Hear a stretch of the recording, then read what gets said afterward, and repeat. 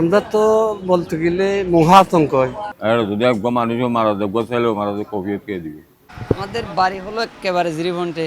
আমরা আছি খুব আতঙ্কিতে।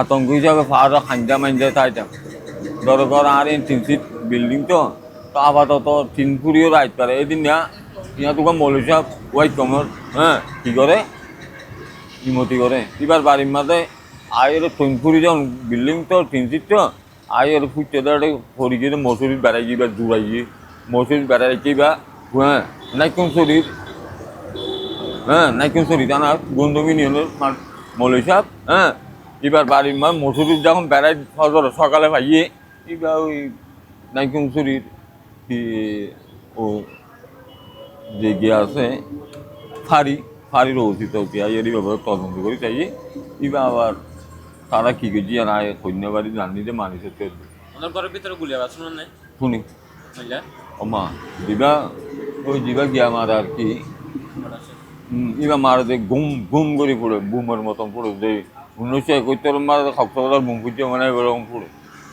আরও 71 বুম দেখে আমি এই সময় কাজ প্রায় 6-7 করি না মানে বইয়ে না আতঙ্ক স্কুল আছে পাশাপাশি স্কুল মানে এরা আতঙ্ক হিসাবে আছে মাস্টারও এখন লেখাপড়া চলবে না আর যদি একবার মানুষও মারা যাবে ছেলেও মারা যাবে কবিয়ত কে দিবে তো এই যে তোর বুম ফুড়ে মান ফুড়ে তো ঘুম কি ওর বর্মাত গুলি মারলে আবার ছাড়া ইয়ে কোনো যা আর নিজে আতঙ্ক বর্মাত গুলি গালা করলে আর তো কোনো নডরে আজ কে খোলাই বলি আমাদের বাড়ি হলো একেবারে জিরিবন্টে। আমরা আছি খুব আতঙ্কিতে।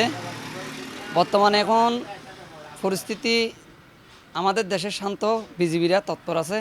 আমরা তো বলতে গেলে মহা আতঙ্ক হয়, কারণ এদিকে আমাদের 15 লক্ষ রোহিঙ্গা। এক নাম্বার বিষয় হচ্ছে এটা, ওখানে 15 লক্ষ রোহিঙ্গার ভিতরে 20টার উপরে দল, 20টার উপরে দল।